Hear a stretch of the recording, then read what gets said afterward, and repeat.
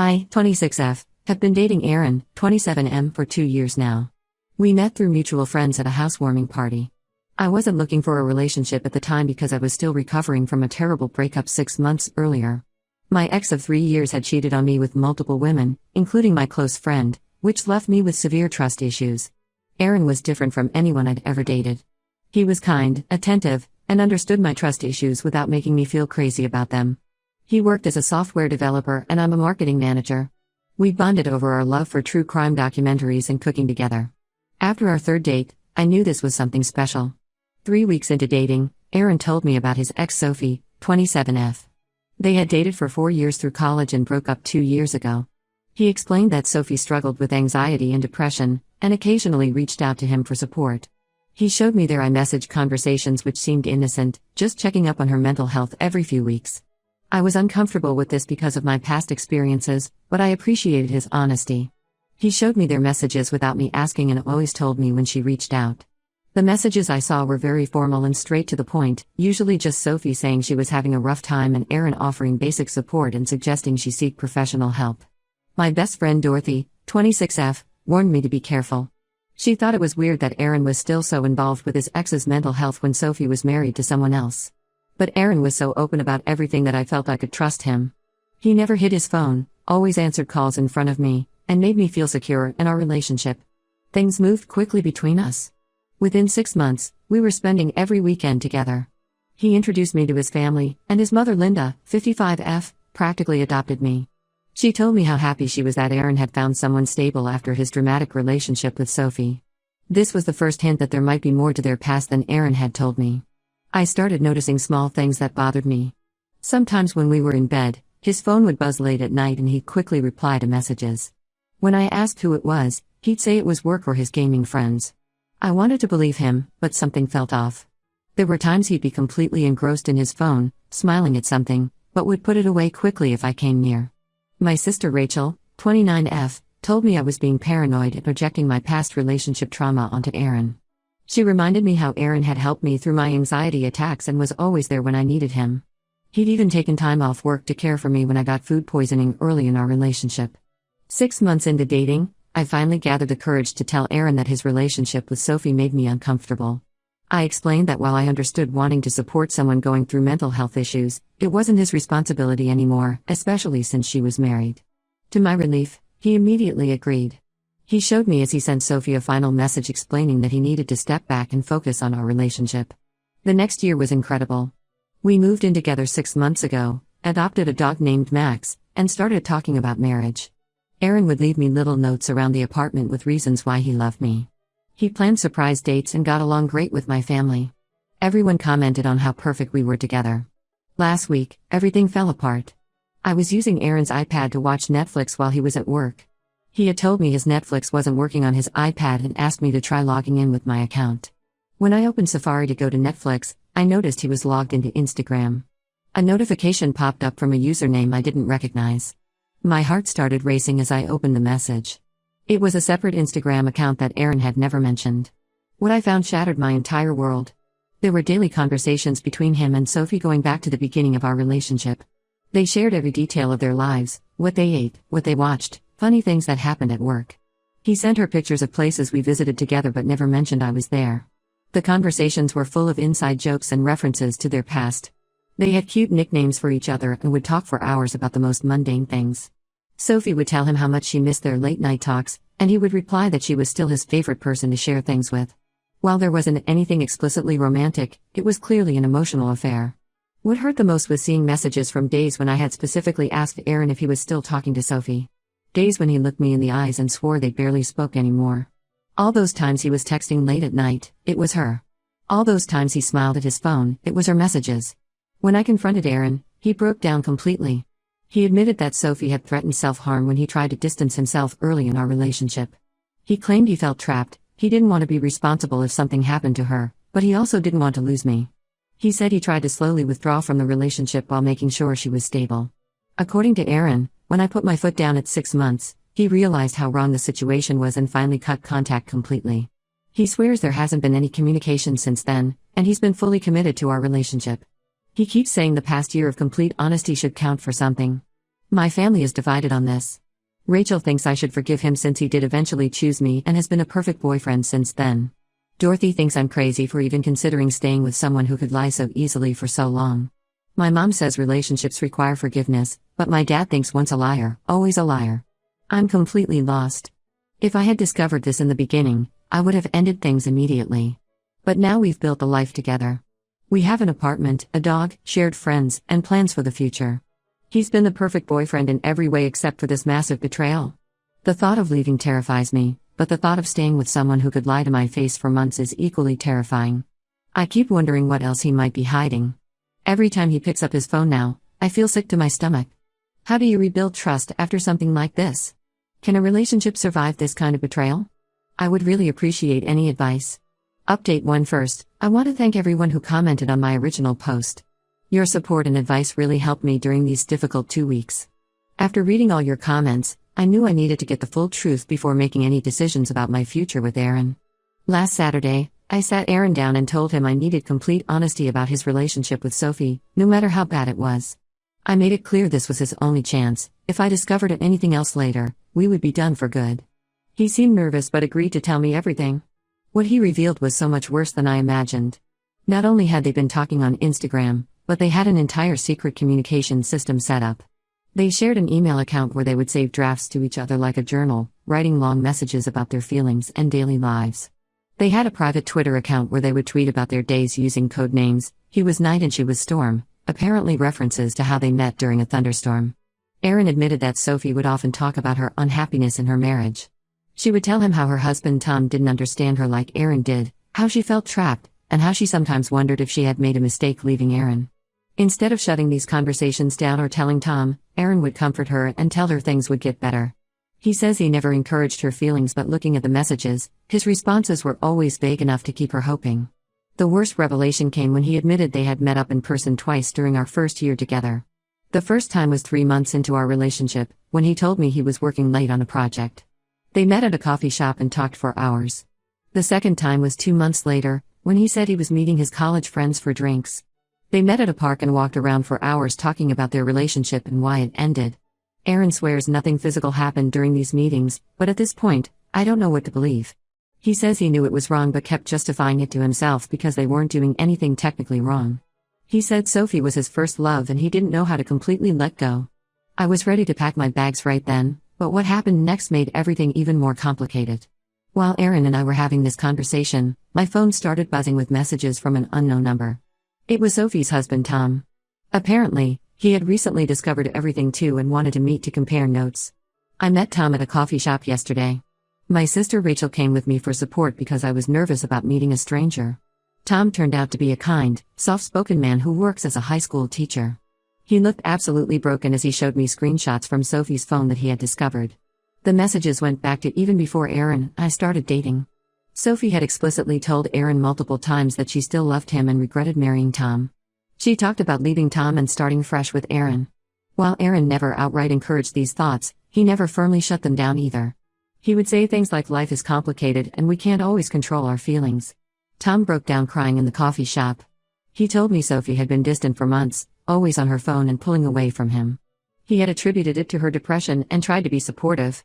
Finding out she had been emotionally cheating with her ex the whole time destroyed him. He's filing for divorce. When I got home, Aaron was waiting in our apartment. He had cooked my favorite meal and bought flowers, trying to apologize again. But seeing those messages from Tom's perspective changed everything.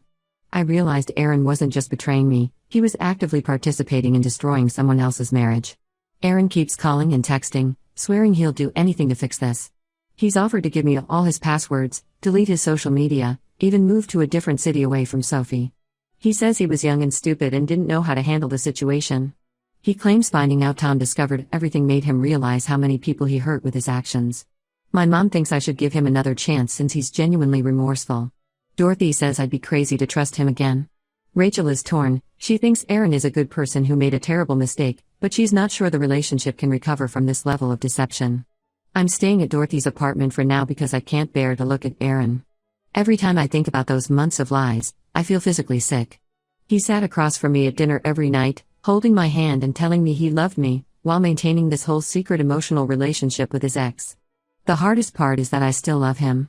When I think about our life together, our dog Max who keeps waiting by the door for me to come home, the plans we made for the future, all the little moments we shared, it breaks my heart. But how can I ever trust him again? Every time he says I love you now, I wonder if he's saying the same things to Sophie in their secret accounts. I would really appreciate advice from anyone who has been through something similar. Can a relationship survive this kind of betrayal? Should I even try? Right now, I feel lost and confused about everything. Update 2: The situation has gotten so much worse since my last update. After Tom filed for divorce, Sophie completely lost it. She started calling Aaron from different numbers at all hours. When he wouldn't answer, she created new social media accounts to message him. Last week, she started showing up at our apartment building, sitting in her car for hours. Our building security had to escort her out twice. She left notes under our door begging Aaron to talk to her. The final straw was when she showed up at his workplace, causing such a scene that his manager had to call security. Aaron finally agreed to meet her one last time to tell her to stop this behavior. I insisted on being present for this meeting. We met at a public coffee shop, with Dorothy waiting in her car outside in case things got out of hand. Sophie looked nothing like the confident woman I had seen in their old photos. She was disheveled, with dark circles under her eyes, wearing what looked like pajamas under a coat. The meeting was a disaster. Sophie spent the first 20 minutes crying and accusing me of stealing Aaron from her. She kept saying they were meant to be together and I was just an obstacle in their love story. When I pointed out that she was married when she was pursuing Aaron, she laughed hysterically and dropped a bombshell. Those coffee meetings Aaron claimed were innocent? They had kissed multiple times. The first time, according to Sophie, Aaron initiated it. She pulled out her phone and showed us pictures from their meetings, Aaron holding her hand across the table, them sitting close together on a park bench. While the pictures weren't explicitly romantic, they certainly didn't look like two people maintaining appropriate boundaries. But the worst revelation came when Sophie showed us messages from right before Aaron and I started dating. They weren't just casually talking, they were actively planning to get back together. Aaron had told her he wanted to try again and they had even looked at apartments together. Then he met me at that housewarming party and suddenly stopped responding to her messages for a week. When he finally replied, he told her he had met someone else but wasn't sure where it was going. Sophie said they should continue their plans anyway and Aaron kept stringing her along, saying he needed time to figure things out. This continued for the first few months of our relationship. I felt like I was going to throw up. All this time, I thought I had met this amazing, single guy who fell for me immediately. In reality, I was the other woman who derailed their reconciliation. No wonder Sophie hated me so much. The final blow came when Sophie revealed that Aaron had been helping her set up dating profiles while she was still married to Tom. He had edited her photos, helped write her bio, and even gave her advice about which guys to respond to. When I asked Aaron how he could do this to another person's marriage, his response made me sick. I thought I was helping her because she was unhappy. Tom wasn't meeting her emotional needs. I walked out of the coffee shop and threw up in the parking lot. Dorothy drove me back to her place where I'd been staying. I couldn't go back to the apartment knowing Aaron had been orchestrating the destruction of someone's marriage while playing the perfect boyfriend with me. Aaron keeps sending me long emails about how sorry he is. He says seeing Sophie's breakdown made him realize how toxic their relationship was and how much better what we have is. He claims he was young and confused back then, afraid of fully committing to either relationship. He says he's grown and changed, and he knows now that I'm the one he wants to spend his life with. I packed up most of my stuff from our apartment while he was at work. Dorothy and Rachel helped me. Max, our dog, whined the whole time, sensing something was wrong. Leaving him was one of the hardest parts. Aaron and I had adopted him together, but since Aaron works from home and can care for him better, we agreed he should keep him. I blocked Aaron on everything except email, which I need to keep open to sort out the lease and our shared bills. Sophie apparently checked herself into a mental health facility after our meeting, which I hope helps her heal. The worst part is, I still catch myself missing Aaron sometimes. Missing our life together, our routines, our inside jokes. Then I remember how easily he lied to my face for months, how he helped Sophie try to cheat on her husband, how he was planning to get back with his ex when he met me. The Aaron I loved never existed, he was just a character this man played while maintaining his real relationship with Sophie. I still have 6 months left on our lease. Aaron offered to move out, but I told him to stay. I can't bear to be in that apartment anymore knowing everything that happened. I'm looking for my own place now, somewhere I can start fresh. Update 3: It's been 3 months since I moved out, and I wanted to give everyone a final update on the situation. After my last post, things got worse before they got better. Aaron continued sending emails despite my requests to stop. He would write pages about how much he had changed, how therapy was helping him understand his codependency with Sophie, and how he wanted to prove he could be the man I deserved. The breaking point came when he showed up at my new office with flowers and our dog Max. He thought recreating our first date would somehow fix everything. I had to threaten to get a restraining order before he finally stopped trying to contact me. He sent one final email apologizing for everything and saying he would respect my wishes to be left alone. Sophie moved to Seattle after being released from the mental health facility. Tom told me she's living with her sister and supposedly working on herself. She sent me a long apology letter about how sorry she was for destroying my relationship. I didn't respond. Her words meant nothing to me after everything that happened. Surprisingly, Tom and I have maintained contact through all of this. We meet once a month for coffee to talk about our experiences. It's therapeutic having someone who understands exactly what it feels like to discover years of lies from someone you trusted completely. He started dating again recently, which gives me hope that I'll be ready someday too.